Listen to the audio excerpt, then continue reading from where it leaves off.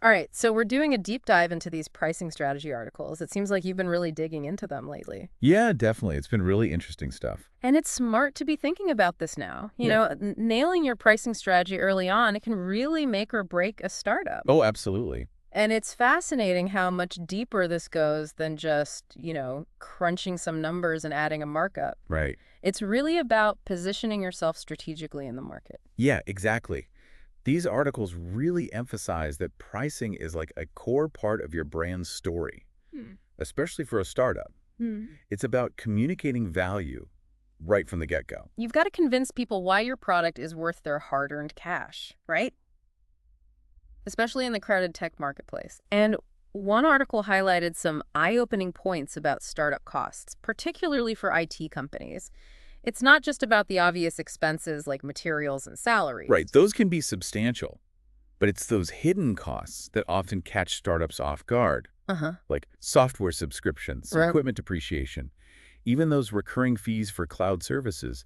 They add up so quickly. It's like death by a thousand cuts. Exactly. But instead of cuts, it's like these costs slowly draining your budget. Yes. And then there's customer acquisition. Marketing and sales, especially in tech, can eat into your resources so fast. And the cost of acquiring a new customer can vary so much, Right. depending on your target market. And this is where those buyer personas come in handy. You've got to know exactly who you're targeting, so you can make those marketing dollars count. And one article talked about distinguishing between like daily users and decision makers, especially in IT. Oh, that's such a good point. Mm. They might be using the same software, Right. but their needs, their pain points, even what they're willing to pay for could be completely different. Totally. You might have different pricing tiers, different features, maybe even entirely separate product versions tailored to those personas. It's about crafting the perfect pitch for each type of customer. Yeah. And that brings us to those 6 key components of a winning pricing strategy. Right. And it's important to think about how they all work together. Yeah. But if I had to choose one that often gets overlooked, Hmm. it's the importance of really understanding your target market. Yeah, it's not about what you think your product is worth. Exactly. It's about what your ideal customer perceives as valuable And what they're willing to pay. and what they're willing to pay. Yes, crucially. One article gave an example of this software company that just completely missed the mark with their pricing. Oh, really? They were so focused on recouping development costs and matching what their competitors were doing. Okay. They totally failed to explain the value of their product to their target audience. Ouch. So how did they turn things around? They basically went back to the drawing board and really drilled down into their customer research. They conducted in-depth interviews, analyzed user data, even ran A/B tests on their pricing page. Wow. So they learned about data-driven decision-making the hard way. They did, but the takeaway is that understanding your market isn't a one-time thing. It's an ongoing process of listening, analyzing, and adapting your pricing strategy to your customer needs. Which makes sense, especially in tech where things are changing so fast. All the time. So how do you suggest navigating this ever-changing landscape and finding that sweet spot?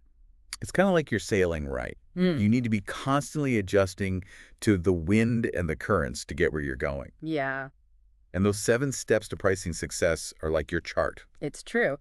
And step 1 on this chart is understanding your costs. Yeah, you got to know where you're starting from. Right. You've got to have a handle on those direct costs, overhead, and those hidden expenses we were talking about. Absolutely. Uh, But remember cost plus pricing where you just tack on a markup? Yeah.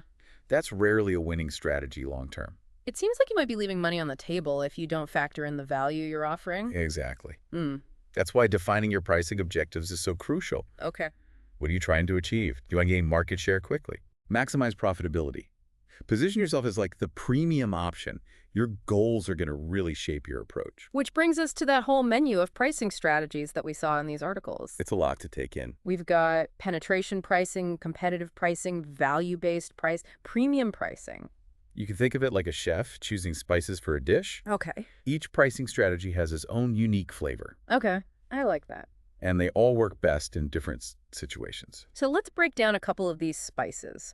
Let's start with penetration pricing. Okay. The articles mention that this is popular for like SaaS platforms and subscription services. It's common in crowded markets, where getting a foothold quickly is essential. You start with a lower price to attract those customers, and then you gain that market share. It's like that tempting introductory rate to get people in the door. And then you can gradually raise prices over time as you build loyalty and maybe roll out some premium features. Exactly.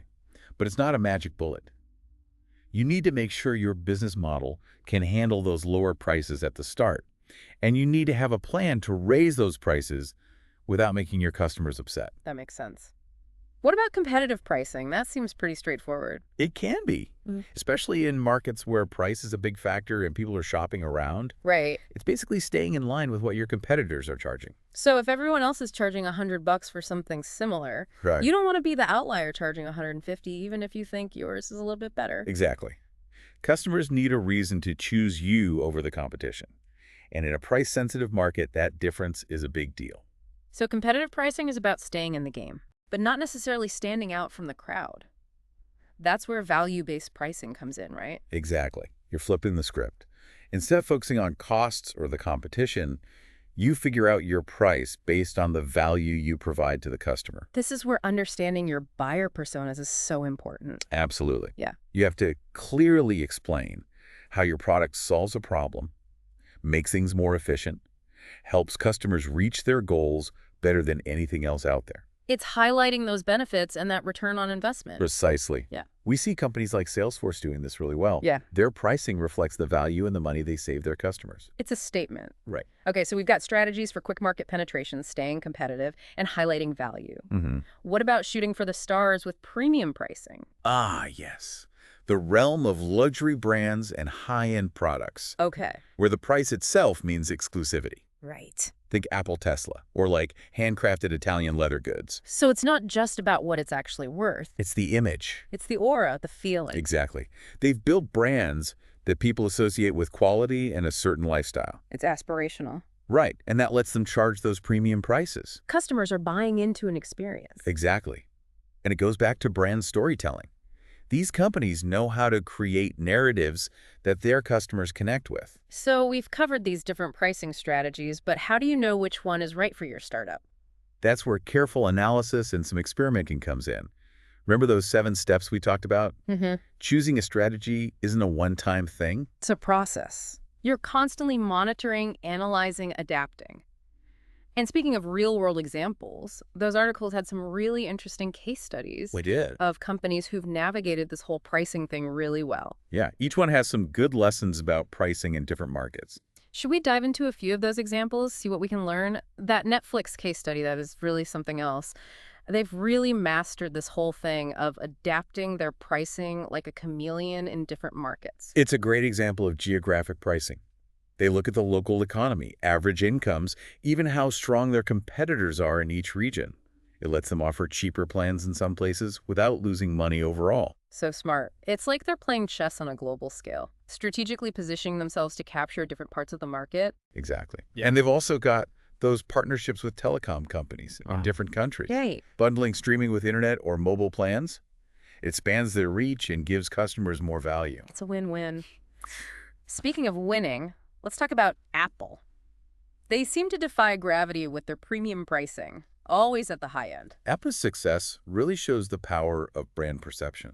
They built this image of being innovative, well-designed, exclusive, and it resonates with their audience. People aren't just buying a product, they're buying into a whole lifestyle, Exactly. a statement. But they also know that not everyone can shell out for the top-of-the-line stuff. Right. That's where the freemium model comes in, Okay. giving you a taste of the Apple ecosystem with free services like iCloud or Apple Music. It gets people engaged, and maybe they upgrade later on. It's like a gateway.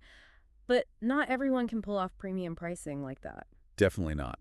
It takes a really strong brand and customers who believe in that premium. And you have to deliver on that promise. Absolutely.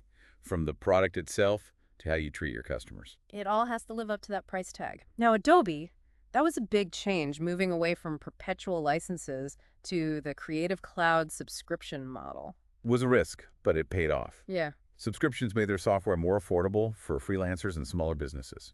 Instead of a big upfront cost, it's more like paying rent versus buying a house. Exactly. And for a lot of creatives, that flexibility was perfect. Plus, Adobe gets a more predictable income stream, and they can keep investing in updates and new features. It's amazing how the right pricing strategy can shake up a whole industry. So we've talked about hidden costs, the psychology of pricing, so much. What are some key things you hope our listeners are taking away from all of this? Well, I'd say the biggest one is that pricing isn't something you figure out at the last minute. It is crucial, especially in tech.